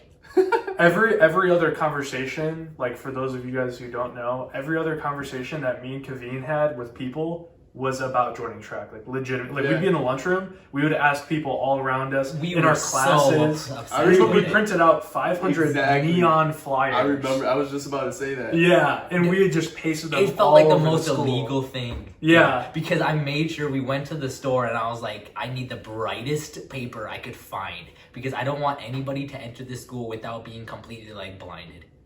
Like I need people. That to was see such a stuff. crazy moment in time because like on the paper it said take one or take it, right? Yeah, it's So like- everybody, you saw everybody down the hallway just holding one. You're like, bro, they fucking did it, bro. They did it. Like I was. It said like, please take me or something. Yeah, Yeah. it was like bold letters. It was so and then crazy, there was dude. like, it was good because no other event was going on at the time. Mhm. So Yep. if you go on the third floor, there's these like bulletin boards. There's nothing on them. We're like, dude, this is perfect. So staple them on there. You go to Put, the like, second 20 floor, on staple there. them on there. I remember going Yeah. to school the next day after we did all that, and it was like as soon as you walk into the school, from just standing there and like moving your head around, could see, like, you 10. could see like no, you could see like 50. Oh, They it would was put so up, like, crazy, It yeah. was like a line going up the staircase. You could see him down both going the hallway. Yeah, I do you could see him on remember. every single one of the pillars. Like, Yeah. you know the brick pillars. There was like one on each side or two on each side. You could see him in the cafeteria a little bit, and we were like, there's so much yellow. Yeah. There's so No, much and they yellow. were like, I you could remember just- that, dude. They were like, all you need is like a signature, and then they just like, we just Yeah. grabbed that one piece of paper and then went to Copy it. Office Depot or whatever it Yeah. was, and then just 500 No, flyers. no. We didn't copy it. We made. I forgot if we made the outline and then. We only went to Office Depot to get the papers.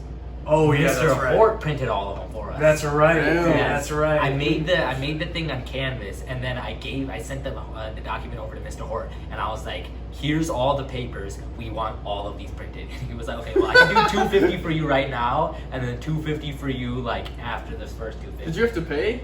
No, Shit, we bro. paid for the free, dude. papers. We paid for the Well, papers. yeah. But that's why we didn't want to do it at what do you go to Office Depot or Office Max? Yeah, something like Something that. like that. Yeah. We didn't want to pay there because it was like gonna be a decent amount to Yeah. print all of them. So we were like, let's just do them at the school. You know? I feel that. Yeah, that was like a crazy point in time. That Um, was crazy. Going back to that cross country season, you guys remember the cherry incident? Oh, of course. Yeah, so- of course. I could So the never cherry forget it. incident was a very notable period in time during the cross country season that year. It's part of the I want one of you guys to explain it because Oh, feel Do you want free. like the thrower himself, or do you want someone who witnessed? The, yeah, wait. Which one of you guys wants to go first? Actually? You go ahead. Yeah, you can go You ahead. go ahead, man. All right. So the Cherry Chronicles is probably what the title would be for Yeah, it this. stands for CC. Also could be cross country, Yeah. but we call it Cherry Chronicles. Yeah, exactly. So pretty much what had happened was I think we were just going to be doing like a workout or something Yeah. that day. Yep. And we're sitting out. We do these like drills and stuff like on the side of the school, and so we just do our drills at this one area where I had these like trees that had these little like I don't know if you guys They're have not seen even them. cherries. They're not even like cherries, but they're like these like things that you can just Little like, berries. pelt They're people just with. little berries that were Berries, growing on yeah. a tree, right? Yeah, they were We just just like call them cherries. yeah, we just call them cherries because it has like long stem. And it's got like it's like a little, little red. sphere, and it Yeah. looks like a cherry.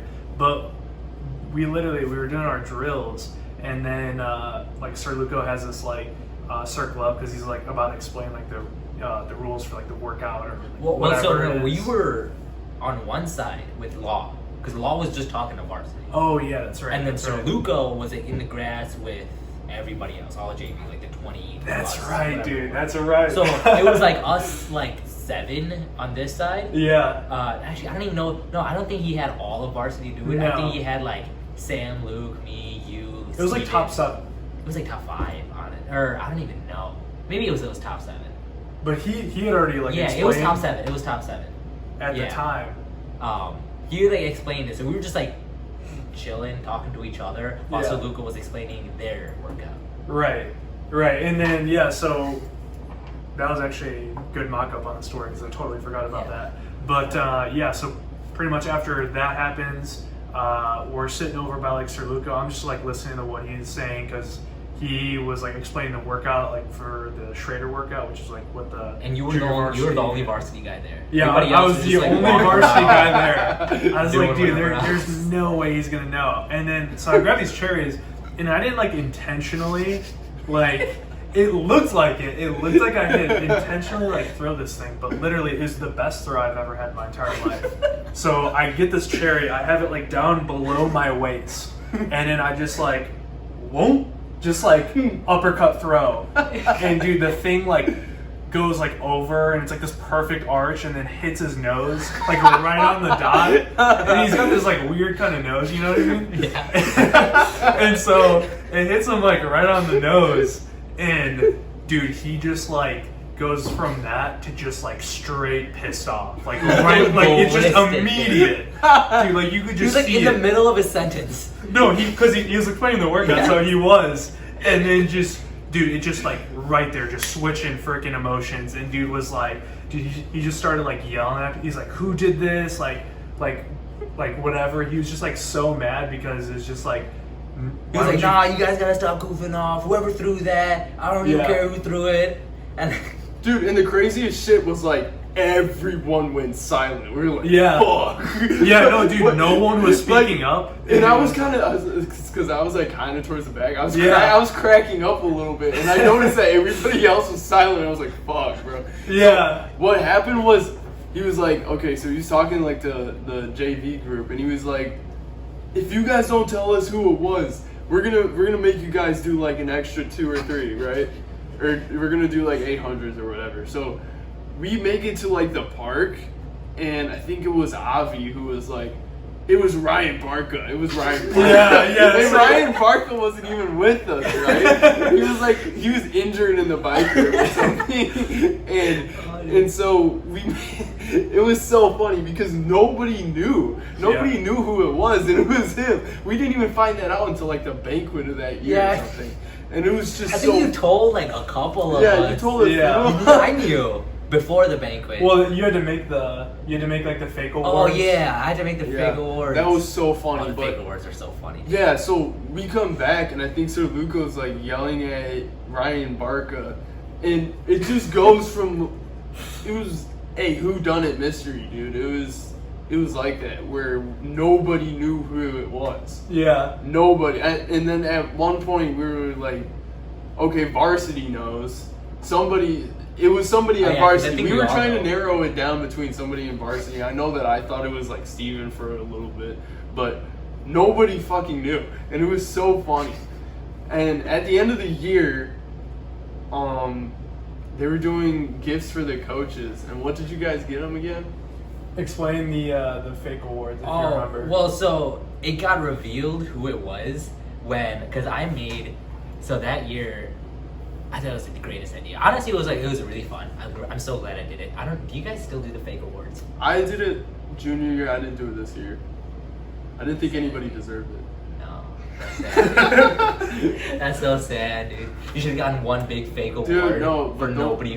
The award that nobody deserves, and then gave it to nobody. Yeah.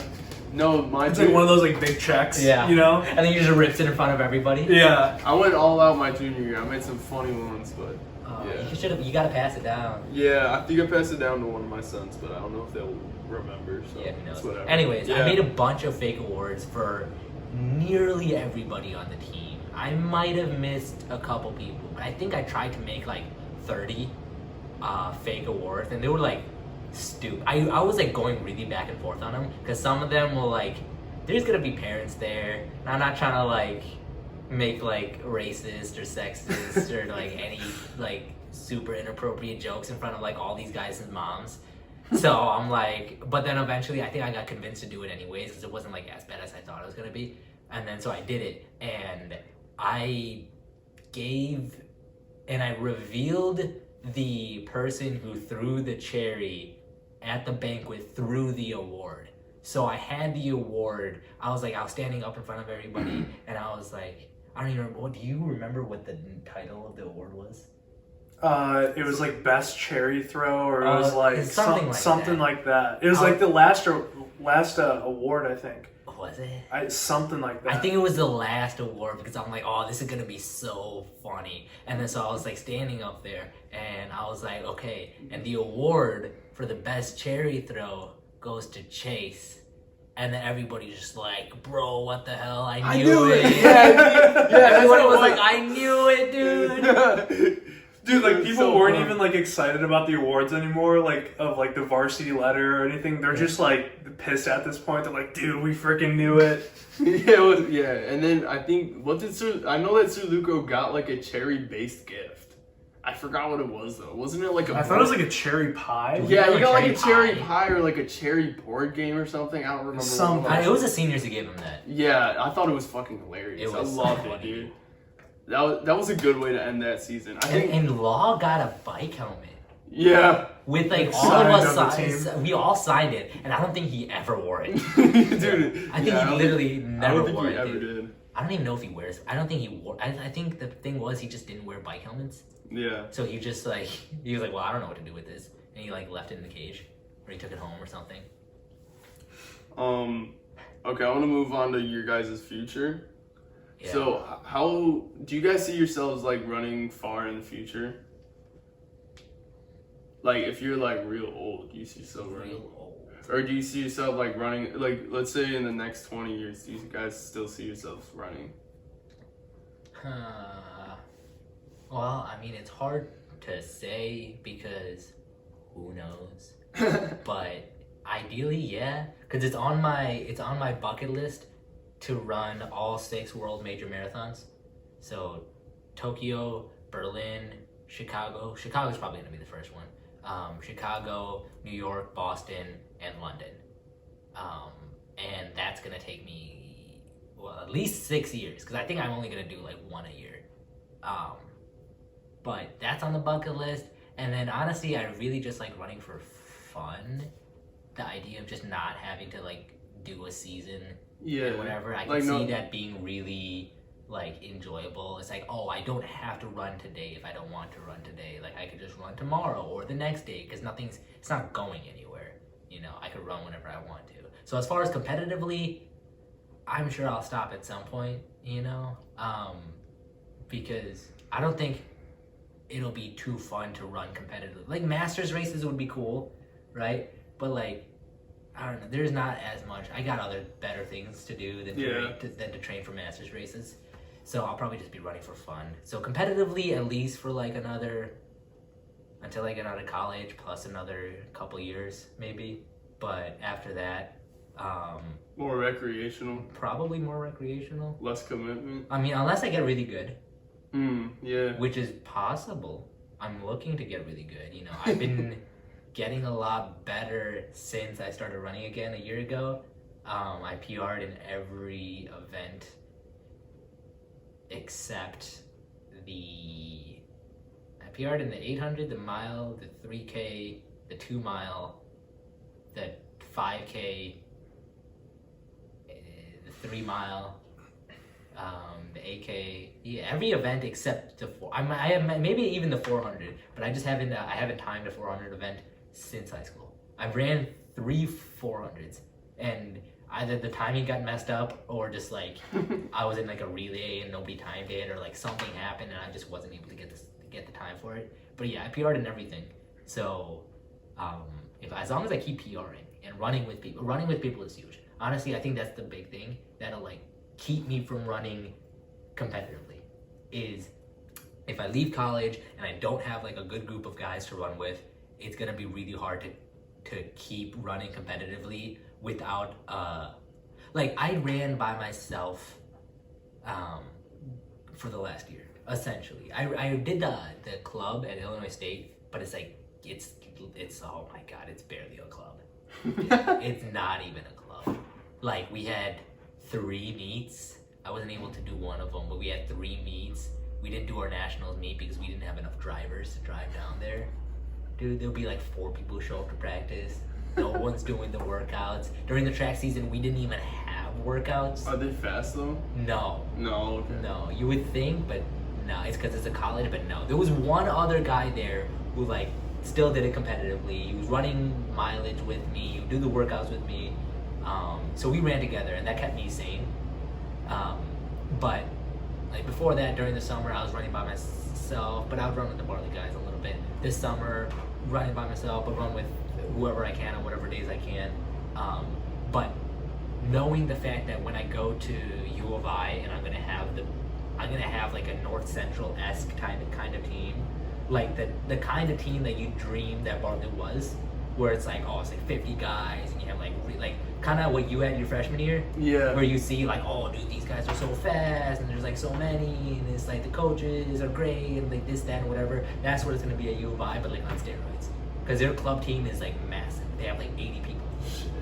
So I'm gonna have guys to run with. But assuming after college, and it works out for me now because I have the prospect of, okay, I just have to get through this time now because I know pretty soon I'm gonna be running with people. So let me get fit now. I don't have a problem running by myself now because I'm going to be running with people soon enough.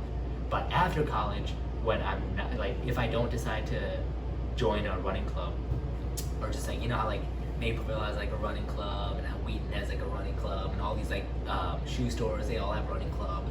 If I don't, like, that's an option potentially, but if I don't necessarily foresee something like a good group of guys for me to run with, then it's gonna be hard for me to want to train super intensely and competitively in the short term because I don't know what that short term is leading towards.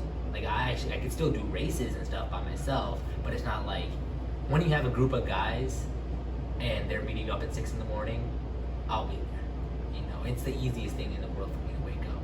But then if I have to do the same run and I'm by myself, I'm not waking up until like 8 a.m. or 9 Yeah, a.m. I know exactly what you Because mean. I'm like, this bed is comfortable. Yeah. So, man.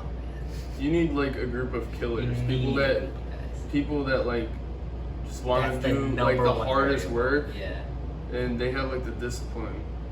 And then you know that associating yourself with those people is gonna make you way better, but you don't think that yourself on your own is capable of pushing yourself without like having that group ask. You know what I mean? Because they just get you through the miles so quickly. Exactly. Doing 10 with somebody is so much quicker than doing 10 by yourself. Even if you're like pushing it by yourself, you look down at your, like, you finish the run and you look down and you're still going slow. But then you were just having a conversation the whole time with somebody else and you were running like 650. And you were like, I have no idea where that came from. I don't know how that happened. We were just talking. This is the easiest thing in the world when there's people. So that's kind of like the number one factor is if I had people to run with, I could honestly see myself running for 10 years after college competitively. But if I don't have people to run with, then I'll do my marathon build-ups, and I'll try to run a good PR in everything, and that's probably what I'll call it. You know, I'm like, I really want, like, if I have an idea for something, I don't even know what those ideas are yet, you know, because I'm not at my potential. I think I'm gonna surprise myself heavily this cross-country and track season, because one of the guys that I'm running with, there's a lot of guys like this, but one notable guy that I'm running with, he ran 154 in high school. He's on the club team, and he was a freshman last year. So I'm going to have him with me the entirety of the rest of my college career. And if I have a guy like that to run with, you better believe I'm going to be at every practice. You better believe I'm going to be running with him. So yeah, I think I have really good potential, so long as I'm, you know, for now, you know, as long as I'm going to U of I, and I'm going to set some goals eventually. Whatever those goals are, I don't really know yet, but I want to run a good time in every event. I want to run these marathons, and I want to just keep doing like local 5Ks and stuff. Yeah. Because it's fun to get medals. Mm-hmm. You know, I feel like even if I'm like, you know, 30 years old and I'm like half training, I can still medal because of just like residual fitness. Because that's like, residual fitness is so real, dude. People do not understand, like, if you ran 10 years ago and you stopped for like the last 10 years, you could still beat like 99% of people. because that fitness, it goes away, but it goes away slower and slower every year that passes by. So you never really lose all of it. You always still kind of remember how to run, even if it feels super rusty, pun intended. Yeah. But yeah, so I want to do the marathons, and then I'm gonna set some time goals for sure. Like right now, time goals wise, I want to run. I want to win. I want to win an event at Club Nationals, which is pretty fast, but not nearly as fast as like Division III Nationals or D2 Nationals or D1 Nationals. It's like to win an event, to win the 5K, for example, I would need to run about a 15 flat. To win the 1500, it's like a 345. No, it's like three. No, it's lower than 350. I want to say it's lower than 350. To win the 800 is hard, but U of I guys came 1 and 2 in the 800 last year, and it's around a 155 to 2 flat. It's between there. Usually around a 156, and you win, or 155 and you win. But sometimes it's a little bit slower. And honestly, all of that is like relatively in the ballpark. I could run a 15 flat reasonably so 2 years from now. I could run sub 4 honestly like this next track season. No, I could run about a 4 flat this next track season. 1500, not a mile. I could run sub 2 this next track season. So, winning an event at nationals, cross country nationals, I don't think I'm gonna. There's no way I don't think I would win cross country nationals. I could be on a team that wins it because U of I is always top 3 or top 4. The women's won last year, men's either came 3rd or 4th. I don't remember. So I could be on a team that wins cross country nationals, but individually, it's way harder to win cross than it is to win an event at track because just the amount of people in your race. Yeah. Competing against like hundreds of people compared to like the 30 people that are in your race during it. Yeah. Even the biggest race during a track is like 30 people. That's So crazy. I think I'd go for like a 5K or like a 3K. Winning a nationals event would be huge. Because that means I'm the fastest club guy in the country. Yeah. Hell yeah. That'd be awesome, dude. Those are long-term running goals. Chase, are you planning on running like far in the future? I know you say you just started running. You ran half a mile. So, you planning on increasing that? Are you planning on running very far in the future, or? Yeah, I actually have this saying with Kavin and some of the guys that I talk to, and it's, if I can't run, I'll walk. If I can't walk, I'll crawl. Yeah. And if I can't crawl, I better be dead. So that's that. kind of my mentality. And so like just kind of getting into running now has been really, really good. Just to say that I can even like run a half mile is awesome. I think for outlook on the future, probably sort of a similar thing to Kavin where it's just running for fun. When I was at North Central, the way that North Central program is it takes your external problems from high school and turns them into internal solutions, whereas other programs are applying external solutions to external problems. Like what I mean by that is in high school you're very time driven, you're very like trying to make it to state, and like you have all these pressures because Division I, if you want to make it to Division I, you got to go to state. Like that's just doesn't matter what Division I school you go to. If you're 1A and you go to state, they just want to see that you go to state. And so people get into this very like performance-driven sort of mindset where they just want to like accomplish those external things rather than an intrinsic motivation to be like, I like to do this, I like to do it for fun, and I'm gonna go out there, go put my best effort out there, whatever the time ends up being, whatever it ends up being. I remember like there'd be races in college and it'd be 5 mile race. You go through 5K in like 16:30, you're like, oh, I just got my PR from high school. but it doesn't mean anything to you because you're running for fun. You're not running for time. You're not like, oh, I gotta slow down now. It's like, that's not how the program trains. The program at North Central, it's very like, you have 4 parts of a race. First part is getting out. Second part is getting in position. Third part is maintaining. Fourth part is finishing. And if you just go through the 4 parts through every single race, and you find your rhythm, find your tune within a race, and you block out all the external noise. And you block out, like, I'd be in a 5K indoors, and dudes are yelling like 200 splits, and I'm like, I got to do the math for that for a mile, and then I got to do the math for that for 3 miles, and I'm like, I don't have time to like focus on all these numbers. That's so hard. So it's like not doing that during a race. Man. So other teams, like the secret to North Central is just they don't focus on what many other teams focus on. They focus on the things that really, really matter. I remember Al Carius, who was the coach at North Central, he went to a like coaches meeting. It was like the the USFTCCA, whatever. They keep on adding C's to it. So he went to this coaches association, and they're like they're like, oh yeah, North Central, like we're gonna learn about like all the workouts and stuff that you guys do, all the cool stuff. And then he gets up on stage and he's talking about like philosophy, and he's talking about like synergy. That's where I got it from.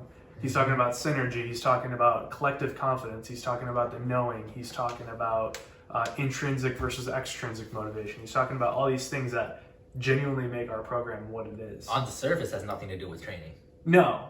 Yeah. You're like, okay, but what about the workouts? What about the times? What about all this stuff that you guys do? What about the mileage? And he's like, no.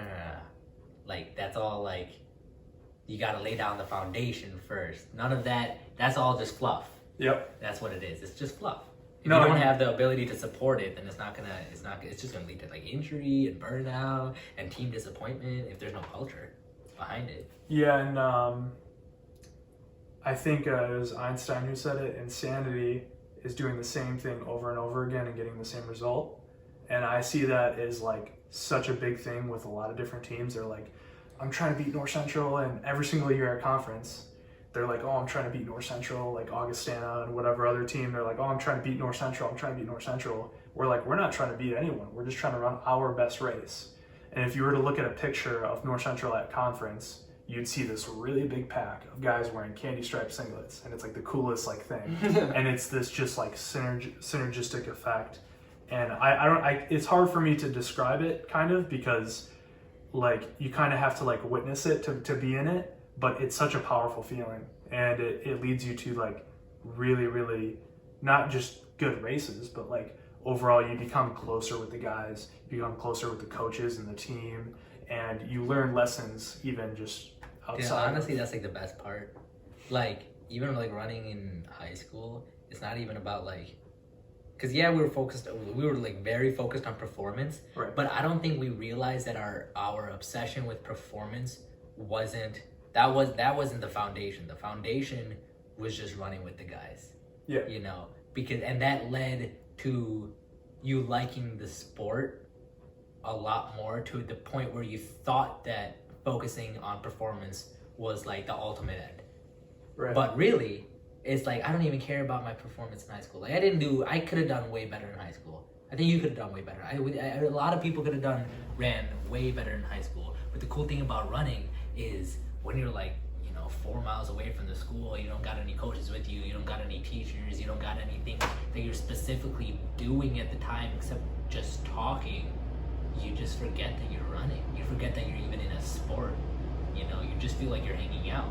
Whereas with other sports, you like for the entire duration of a practice, 2 hours that you're there, the 3 hours that you're there, you constantly have a coach that's telling you what to do. You know exactly what you're doing. Like, you got medicine balls, you're gonna go lift, you're going through different basketball drills, you're doing all this stuff that keeps reminding you that you're actually still in the sport. But when you're running and you're at islands, you're like, I don't even know that I like this is dope. I'm with a bunch of friends. I don't even feel like this is a sport. Like this should be this feels like illegal for it to be a sport. Like this is not a sport, bro. Yeah, I'm just saying we're just hanging out and skipping rocks. Yeah. That's not something I feel like I do get that effect. I know you wouldn't exactly do that in like any other sport. Yeah. Especially if you're still in school. because Bartlett has like an aura of just like depressing it.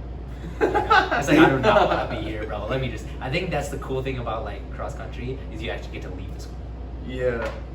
No, and that's I like that's that like too. That's a cool thing because literally every other sport, You're stuck in you're the gym, bro. at least on campus. Yeah. yeah. But cross country, you go away. I mean, maybe with the exception of like, I'd say baseball, but baseball you're still on the field, which is still like on campus. Right. You know what I mean? So No, so I mean, in general, the idea is to just live out that philosophy. Is just do the best I can, whatever that ends up being. It ends up being, right? Like right now, I'm not worried about running fast or anything. I'm just trying to be the best that I can with what I have right now. that's cool. And I think if like people apply that to just anything that they do, they'll see a lot of results. You know, You're gonna take it day by day. I mean, take it like, day by day, week by Because week. you never know when you're gonna be injured for the next 2 years. Yeah. No, like who knows about anything? Who knows, dude? So Who you might as knows? well just live out your like what you like to do, and just do that. You know. yeah. So I mean, it's not every day that I feel like going on an elliptical, trying to raise my aerobic fitness. That way, when I get back to running, it's like a easier transition. I don't feel like doing that, but I know that I have to do it if I want to get back into running, if I want to be in good shape, if I want to do well. I And guess. do it the right way and Yeah. not get injured again. Exactly.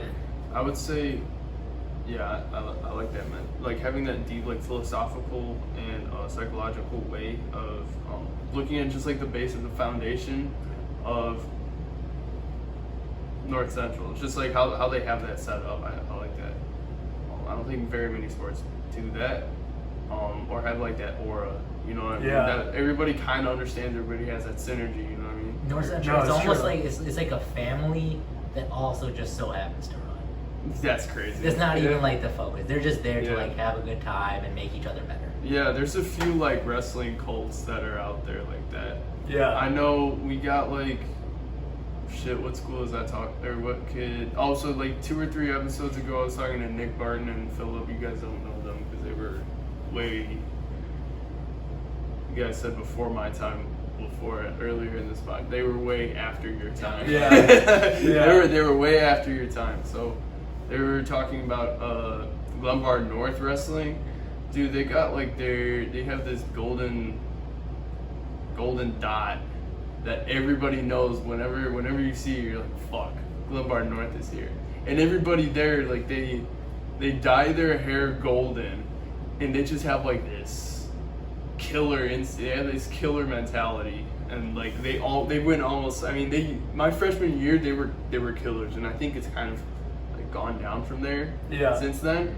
But yeah, even still, I see it. And I'm like, fuck, bro, I have to wrestle a Glenbard North kid. I don't want to. Like they were always so crazy, but Yeah, no, I just want to make a point on that because I've actually at Pond, we're a running shoe store. For those of you who don't know, we're a running shoe store and a wrestling shoe store, and we would have like 7-year-olds who are getting into like the Panthers youth program. yeah, and they have Oh that. my too. And they're Yeah. getting shoes, and there's like so many of them, and you're like, how is this even possible? I didn't even know that this even existed. Yeah. But there, it's just like a big like culture shock. It's like, Yeah. this is what we do. This is And what the we're craziest shit is that they're not that fucking far away. They're like, are they like 10 minutes from here? about. Yeah. They're probably closer to you guys. They too, were right? closer. Yeah. They were closer to where I used to live. Yeah, where when you I was used to going to live. when I was going to Bartlett, I was closer to Glenbard North than I was to Bartlett.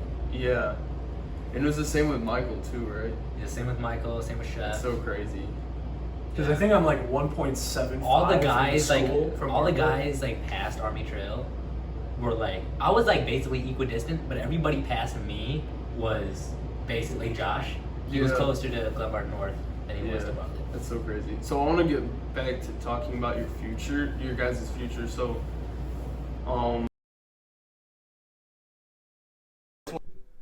thank you guys for listening to this episode of the Gold Swell Podcast. If you enjoyed this episode, make sure to drop a like. And if you plan on listening to any future episodes, make sure to subscribe and click that notification button.